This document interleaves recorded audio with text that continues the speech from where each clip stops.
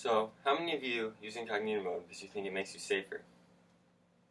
Fools. Incognito mode, uh, incognito mode only blocks web cookies and authentication cookies. Web cookies are how websites profile you. More on that later. And authentication cookies are how websites know if you're signed into them still or not. But what else blocks? Oh no. But what else blocks cookies? VPNs. And VPN stands for Virtual Private Network. And VPNs can do a whole lot more than just block cookies as well. So if you've heard of the net neutrality repeal, which I know you have, there's been 3 other speeches about it, you know that now ISPs can throttle your internet, which means slower internet speeds, and sometimes no access to websites at all. And another problem is people certainly don't like being hacked or having their private information out in public to be sold or just used in general. So hackers can steal the information and sell it, and your ISP can sell it legally now because of the net neutrality repeal. And the last thing are personalized ads. Now, we had a speech about this, where personalized ads are apparently pretty terrifying to some people.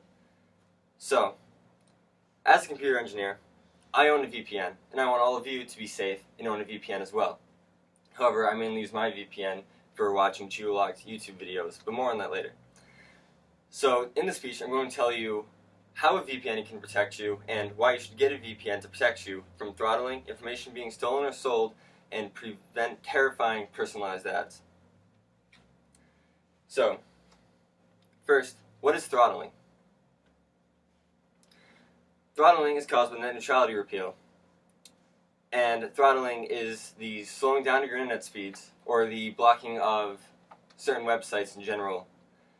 And Siegeden says in Possible Net Neutrality Changes, published by the nonprofit Times in 2017, because of the net neutrality repeal, your ISP can now legally throttle your internet and block whatever websites it chooses to, and their only solution is for you to pay more money to unblock the websites and increase speed. A great way to think of this is you're driving down a highway, and as of right now, all the lanes are fast lanes.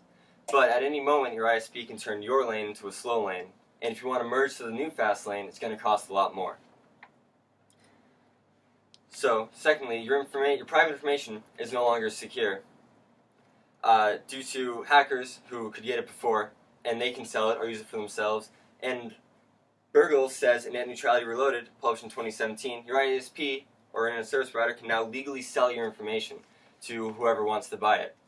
And that's definitely not cool, because I'm sure all of us value privacy, at least a little bit. And lastly, personalized ads. These can be quite frightening, and it's important to know what causes these. These are caused by web cookies. And web cookies, according to In Beginning JavaScript by Wilton, published in 2009, cookies are how websites profile you. So they record your online identity, race, age, name, sex, anything that you put about yourself online. It records all of that and gives it to the website so that way they can personalize the website to your experience. So you're all probably thinking, VPN, what is that? Well, VPN stands for Virtual Private Network. And in VPNs Need This to Work, published in 2002 by Channel Business, VPN is essentially a private network with access limited to specific people and specific routers to be able to use. And Bilinovic and friends wrote in 2010, Free Solutions for VPN and Computer Remote Control. You can use VPNs to connect to your office, so that way you don't have to go to work to work. Wherever you are in the world, you can use a VPN to remotely connect to your computer at your office and be on their network, so that way you can do work and interact with your boss and other coworkers without having to be there. So, how do VPNs work? According to Fleischman, who's the author of How and Why You Should Use a VPN, published in 2015 by Networks Asia, VPNs essentially tunnel through the internet. And these tunnels can be used to change your perceived location, which is exactly how I can watch geolocked videos on YouTube, even though they're not technically allowed in my country. I can always tunnel to a country that does allow for them. And these and Harold said in her 2000 article, sorting through VPN options, published by Federal Computer Week, these tunnels work by encryption. Packets of data that you send to the server and the server sends back to you are encrypted by the VPN.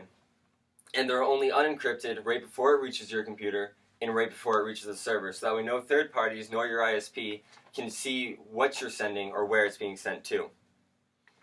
And because of this, most VPNs block web cookies only.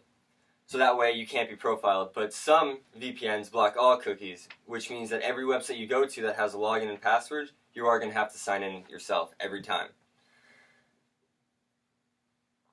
And because of this, you can tunnel to other countries and view geolocked YouTube videos. And Caldwell, in Locking Down the VPN, published by Network Security in 2012, this will help to get past net neutrality's throttling, because the ISP can't throttle your internet if they don't know where you're going. All they can see is that you're connected to a VPN, and that's it. They don't know what you're doing or what websites you're going to. So with all these positives, you're probably thinking, what are the downsides of VPNs? Well, VPNs do cost money, and the better ones start around $5 to $10 a month. And VPNs are less convenient because it takes a couple extra seconds for you to connect to the VPN as well as to the internet that you want to secure. And if you get a VPN that blocks authentication cookies, you do have to log into websites all the time, which is kind of annoying. But is the cost of VPNs and the inconvenience of VPNs worth? The answer is absolutely. Because without VPNs, I want you all to visualize the world without VPNs, and I hope you're all visualizing a dystopian future in which it takes 3 days to connect to certain websites, and the best websites are inaccessible. And you only use the internet when you absolutely have to, because you know as soon as you go on, your information is being sold by your ISP to hundreds of websites who want it. And hackers frolic through gardens of personal information that they start selling left and right to anybody who wants to buy. And we have to go to the library and look at encyclopedias and dictionaries if we want to learn how to spell words or get any information at all. We can't just Google it. And worst of all, we have to go outside. Shudder at the thought. But all hope is not lost. This future can be prevented. If you get a VPN, you can use it to bypass throttling from your ISP, encrypt your information and block what you're doing from your ISP and other third parties to keep your information secure, and you'll never have to view personalized ads again except in horror movies. So when you buy a VPN, make sure you get a reputable one, like TunnelBear. Just look at that bear. He's going to protect you from any nasty hackers that want to come after you. And make sure you don't get a free one, because if it even works at all, it's probably just going to be malware. So I want to ask you one more time. Do you got VPN? That was too long. 8:41, or well, probably less than that, about 8.